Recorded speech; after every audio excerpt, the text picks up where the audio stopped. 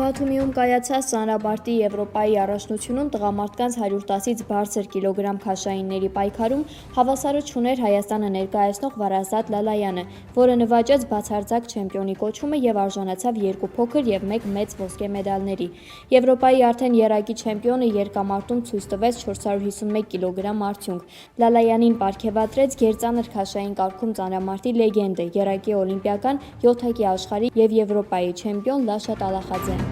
Ծանրամարտի տղամարդկանց Հայաստանի հավաքականը լավագույնն է Բաթումիում կայացած Եվրոպայի առաջնությունում։ Երկրորդ տարին անընդմեջ տղամարդկանց Հայաստանի հավաքականը Եվրոպայի առաջնության թիմային հաշվարկի հաղթողն է։ Կանանց Հայաստանի հավաքականը թիմային հաշվարկում երրորդն է։ Հիշեցնենք, որ չեմպիոն են հռչակվել և ոսկե մեդալների արժանացել Էմմա Պողոսյանը, Գարիկ Կարապետյանը և Վարազդատ Լալայանը։ Աննա Ամրոյանը միայն հրում վարժությունում է նվաճել փոքր ոսկե մեդալ։ Գառնիկ Չոլակյանը, Գոռ Սահակյանը և Ալեքսանդրա Գրիգորյանը նվաճել են արծաթե մեդալներ և դարձել փոխչեմպիոն, իսկ Մարտին Պողոսյանն արժանացել է բրոնզե մեդալի։ Հայաստանի վարչապետ Նիկոլ Փաշինյանը X-ում գրառմամբ արձագանքել է Սպիտակ տան թղթակիցների ընթրիքի ժամանակ տեղի ունեցած հրաձգությանը, որի հետևանքով շտապ տարհանել են Դոնալդ Թրամփին, առաջին տիկին Մելանիա Թրամփին և այլ բարձրաստիճան պաշտոնյաների։ Հիշեցնեմ, Վաշինգտոնում Հիլթոն հյուրանոցում հրավիրված ընթրիքի սկզբում տղամարդը կրակ է բացել անվտանգության աշխատակիցների վրա։ Ըստ Սպիտակ տան հայտարարության նրա նպատակը Թրամփին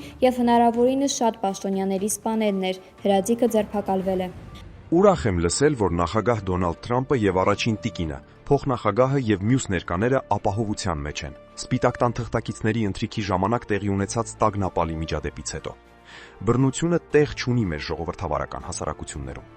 Մաղթում եմ, որ ԱՄՆ նախագահը պահպանի լավ ինքնազգացողությունը այսօրվա մարտահրավերների ֆոնին։ Նախօրեին մի խումբ քաղաքացիներ, ծաղիկներ և խաղալիքներ են բերել Երևանի Պարոնյան Լեո խաչմերուկ, որտեղ 4 տարի առաջ նույն օրը Նիկոլ Փաշինյանի Շարասյանի վրաերթի հետևանքով մահացան 28-ամյա Սոնա Մնացականյանն ու նրա չծնված երեխան։ Փաստաբան Ռաֆի Ասլանյանը պնդում է, որ մինչև օրս դեռ որևէ մեկը չի ենթարկվել քրեական պատասխանատվության, իսկ Շարասյան արագության համար պատասխանատու ղեկավար կազմի վերաբերյալ վարույթը դիտավորյալ կերպով սառեցվել է նախաքննության փուլում, թեև դատարանները 2 անգամ այդ վարույթով արձանագրել են տուժող կողմի իրավունքների խախտում։ Ուժեղ Հայաստան կուսակցության խորհրդի անդամ Նարեկ Կարապետյանը Չարենցավանում ներկայացրել է երկրի արդյունաբերականացման և 300,000 նոր աշխատատեղերի ստեղծման իրենց ծրագիրը։ Կարապետյանի համոզմամբ միայն ուժեղ առաջնորդի փոփոխությունը թույլ կտա վերջ դնել տնտեսական կախվածությանը և ապահովել երկրի թռիչքային զարգացումը։ Բնակիչների հետ հանդիպման ժամանակ խիստ քննադատության է ենթարկել գործող իշխանությունների անվտանգային քաղաքականությունը,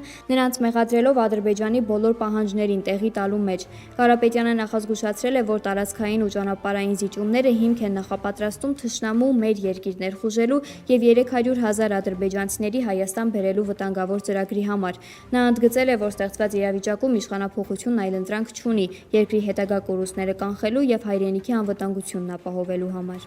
Երբ մենք ասում ենք ուժեղ երկիր պետք է ունենանք, մենք դա չենք ասում նրա համար, որ լավ կենացա դա։ Մենք այլընտրանք չունենք։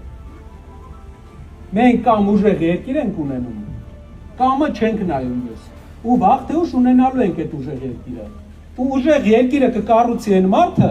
ով ամենամեծ փորձ ունի։ Երեք վարչապետը ելել է ասում է կալուգացի օլիգարխ։ Լսի։ Կուսակցության անունը, մարդը իր ընկերության անունը աշխարհի բոլոր ծայրերում տարե հայկական իր քաղաքի անունն է դրել։ Դու բերել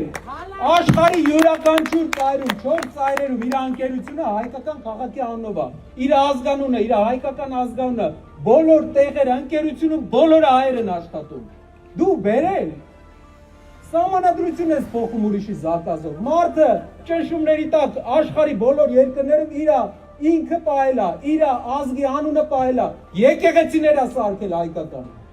Դու ինչ ես արել, որ ասում ես կալուգացի օլիգարխ։ Ապրիլի 27-ից 28-ը արտգործնախարար Արարատ Միրզոյանը այցով կգտնվի Ֆրանսիայում, որտեղ հանդիպում կունենա Եվրոպայի և արտաքին գործերի նախարար Ժան Նոել Բարոյի հետ։ Միրզոյանը կմասնակցի Փարիզում Հայաստանի Հանրապետության դեսպանության նոր շենքի պաշտոնական բացմանը և կանցկացնի եվրոպական երկրներում հավատարմագրված դեսպանների հավաք։ Տեղեկացնենք, որ նախկին դեսպանատունը գործում էր Փարիզի 17-րդ թաղամասում։ Այն 1995 թվականին անվճար օգտագործման կառավարության պայմանագրով տրամադրվել էր Հայաստանին 30 տարով։ Նույն շենքում էին ՅՈՒՆԵՍԿՕ-ում և Ֆրանկոֆոնիայում Հայաստանի մշտական ներկայացուցչությունները։